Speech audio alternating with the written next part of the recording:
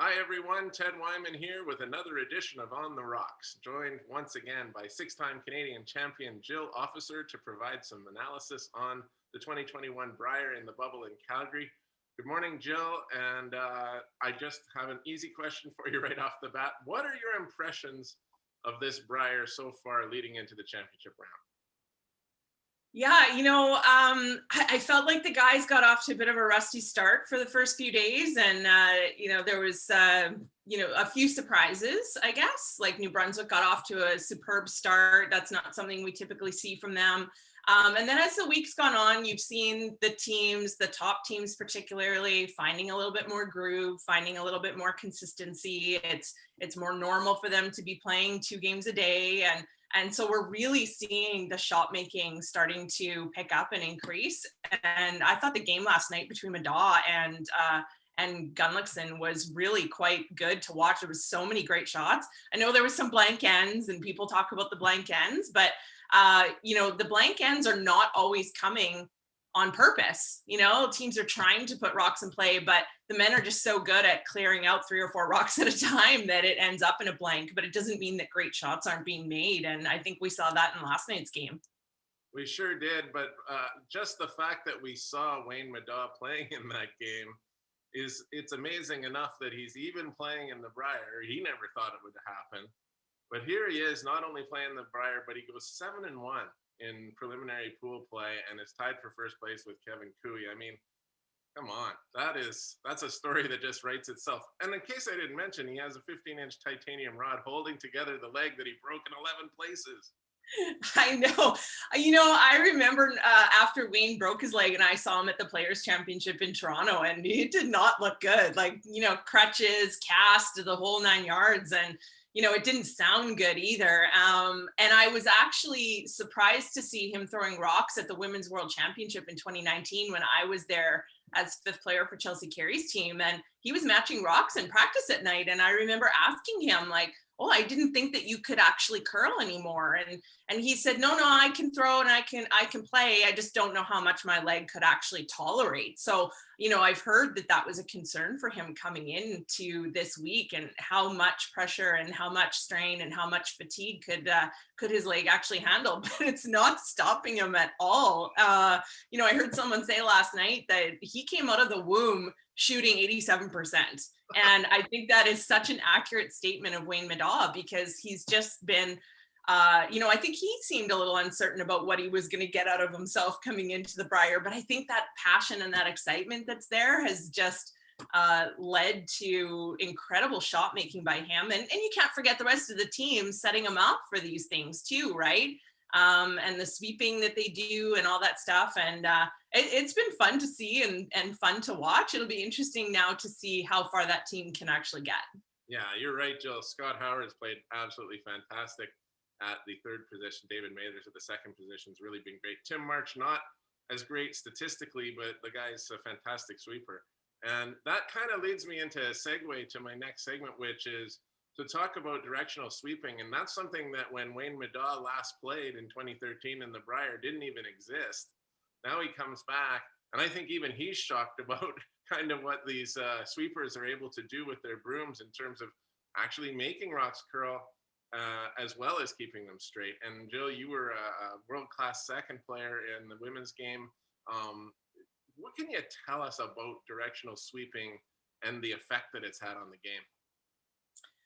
It's certainly changed how you manage a rock coming down the ice. There was a very drastic impact that we saw in the so-called Broomgate year of 2015, 2016, where the broom heads were very, very aggressive on the ice, to the point that it was actually impacting the quality of the ice at times. And it was very, very difficult to manage. But what was essentially discovered was that, not only can we hold a rock straight, perhaps we can actually make a rock curl.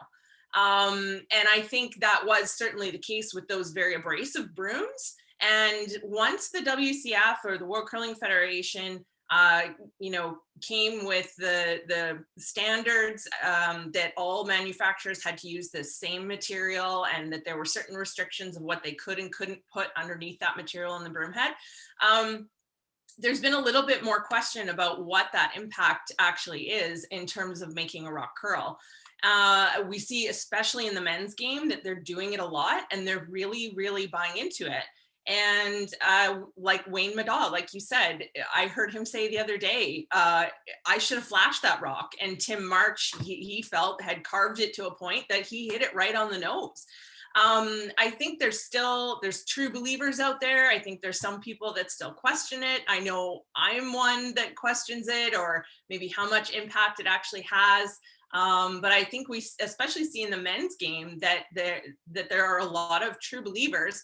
And I think that maybe it has something to do with technique. I think it could have to do with the pressure that you're getting on the broom versus the speed.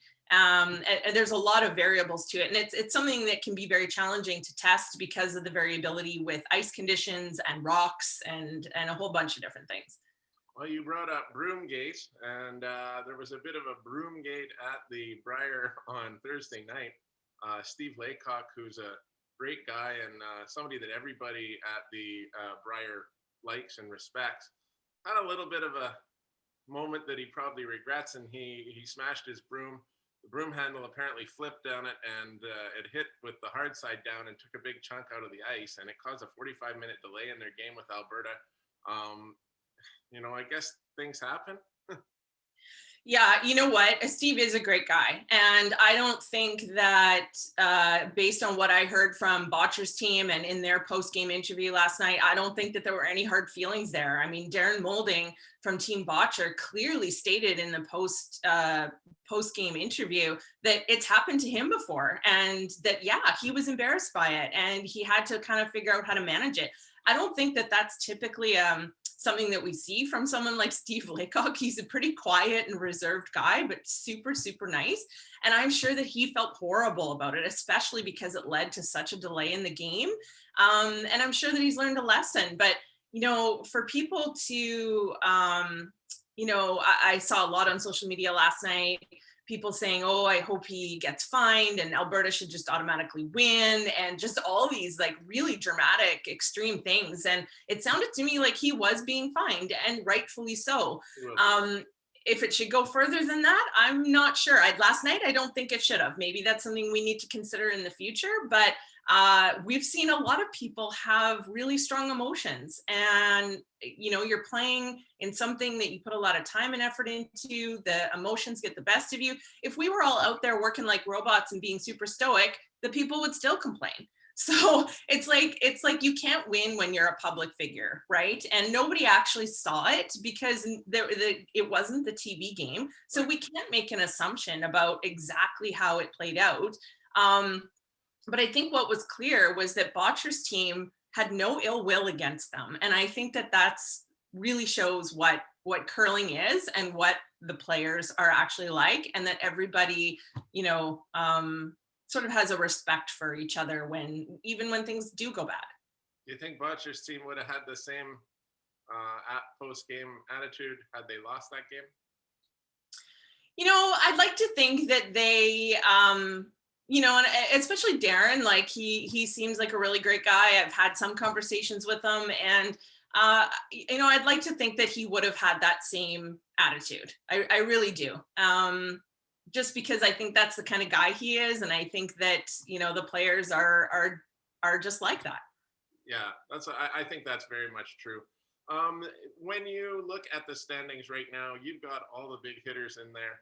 Mike McEwen, very tough week. He's no longer in the event, but you've got Cooey right at the top. You've got Gushu, Botcher. We all knew he'd be there. You've got John Epping from Ontario playing very well. Madaw, we already mentioned. Going to be a dogfight here, isn't it? Oh yeah, I was just gonna say, yeah, it's gonna be crazy. I don't know that I want to put my money on anybody particularly, because so many of the teams and the skips are playing so well. And I mean, at the end of the day, you need your skip to play well if you expect to win.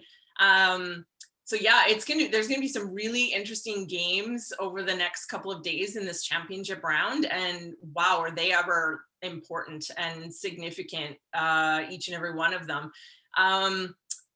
I feel like Gushu's been quietly rolling along the last few days. So, look out for him. I think, Botcher, obviously, they have just been improving every game.